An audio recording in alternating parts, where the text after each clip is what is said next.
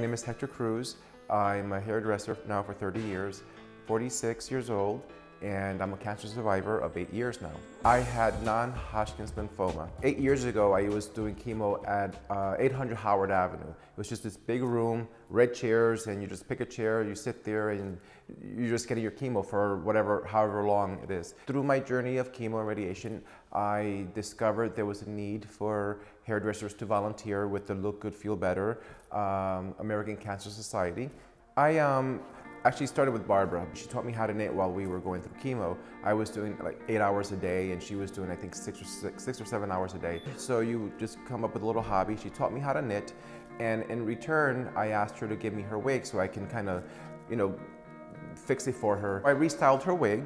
Next thing I know, the word spread. So every week I was doing another wig for another person. Unfortunately, when I went to go give her the wig, I found out that she had passed away. Through that, I found out the program called Look Good, Feel Better, which gives women $350 worth of makeup, and they get to choose a wig. And so I donated that wig to that foundation.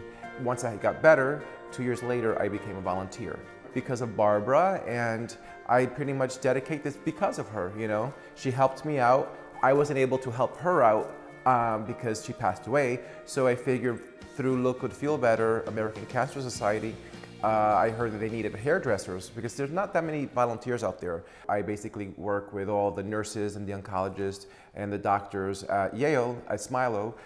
They refer the clients to me to look for a wig for them. And I usually do it at low cost or no cost at all. I basically full-time volunteer my time searching for wigs for cancer patients. I will make a wig, buy a wig. If somebody donates a wig, I will, steam it, bake it, sanitize it, so I can donate it back to them. When I was going through cancer, I was in my early 30s, and there was really not many programs for me to go for my age bracket. There are programs out there, but they're very hard to find. So my choices were either 18 and under or 45 and above. And I couldn't find a connection with either group. I had a client that I was helping her with her wig. She had to drop out of college, and she was getting married. She was asking me, I don't know who to talk to because there's every program that's out there, it's too old for me or too young for me. I have another client that went through the same thing you are. I linked them together, and they were helping each other out. I'm starting this foundation called Just Young Enough with my partner, Heather Drunnen. She's the one that trained me to be part of the Look Good, Feel Better. So our goal is to pretty much help young adults. When you get diagnosed with cancer, there's a pamphlet they give you with all of your resources. So they have, I have my profile in there saying that I provide wigs. So basically when you get diagnosed, you get a pamphlet with names of doctors and services, and I'm in there. So what I do is they get my phone number, they call me up, and I ask them, if they need me to go to their house or the hospital. And sometimes they just rather do it at home because it's more private. I go there, shave their heads, and I talk them through a little process that I pretty much found out on my own. With my experience, whenever I was experiencing something new, the first thought in my mind was, oh my God, is this it? Is this when I'm gonna die now of cancer? No matter what it was, whether it was just, if I sneezed and I felt weird after, that was the first thing in my mind.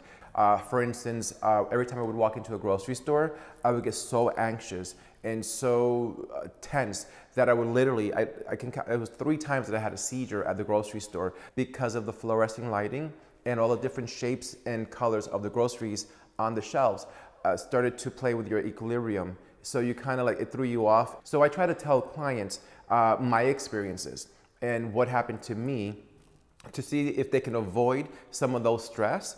And the tips were something simple as keeping your toothbrush on the counter in your bathroom. You shouldn't do that. I always tell everybody buy a couple of toothbrushes and change them every week if it's possible, or just don't keep your toothbrush in the bathroom because the moisture on the toothbrush is always there. And when you flush the toilet, particles will come up and land on the counter, which you start using your toothbrush, and you may or may not get a cold sore. If you get a cold sore, you can't, it'll probably give you an infection in your blood or something, and they have to stop the chemo, and the cancer gets strong.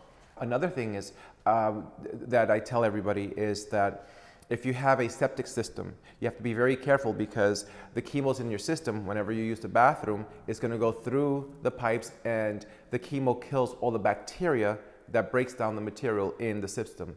So I always tell everybody to just call your provider and tell them. And in the meantime, what you do is you just take some yeast, throw it down the toilet, and then it'll take care of it temporarily. When your white cells drop, you have to be extremely careful. Something as simple as hugging your dog can get you into the hospital, because when the dog is being walked, he's going to be walking on on concrete, dirt, and everything.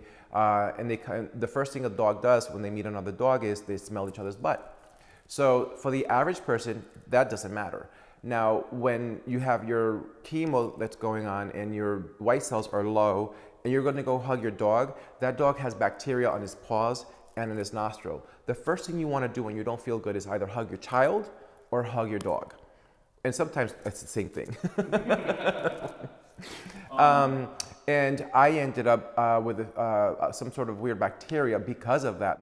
Well, to avoid that, what you do is simple thing. Before the dog is back into the house, have some paper towels and just wipe their butts, their nose, and their paws. Another thing is not to wear shoes in the house and this is only when your white cells are low, because it's the same thing. You can bleach the floor, but yet somebody walks in with their shoes on, you're bringing that bacteria in. You know, and it's just something to be careful about. I'm not saying that this is going to make you sick or anything, but if it's going to make your life more comfortable, why not? Simple thing is eating food at room temperature. Your body takes a lot of energy to warm the food down or cool it down. So I tell everybody to just pretty much eat everything at room temperature to avoid that. So this way you have a little bit more energy to go out or just go for a stroll or just do a little hobby, whatever the case may be. Having lozenges, because sometimes if you start to talk, your throat gets so dry because the chemo stops the production of saliva. So that kind of helps you a little bit in case if you're talking to somebody and all of a sudden you just start to cough, you just, take that. Have some emu oil, because your skin will get dry, and the emu oil will give you that moisture instantly, and it's very natural. When I found out that I was gonna lose my hair, I just shaved it off. I was scared, nervous, but I said to myself, I have no choice because I have cancer. The only choice I have is to shave my own hair. So I took control of that because I had no control of anything else, at that time. So I just shaved my own hair. For men, it's much easier, but some women just, say, well, it's gonna fall out. Let me just shave it off myself. And some women just wanna hold on to the last strand of hair. People need to know this, because I remember when every single time I would end up in the hospital, I would have to stay in the hospital. And that was, to me, being in the hospital is kind of scary at night. No one's there, the room is cold and everything. And if I had known then what I know now, I would be able to avoid it. So I'm trying to do this so that people know that these weird feelings are normal.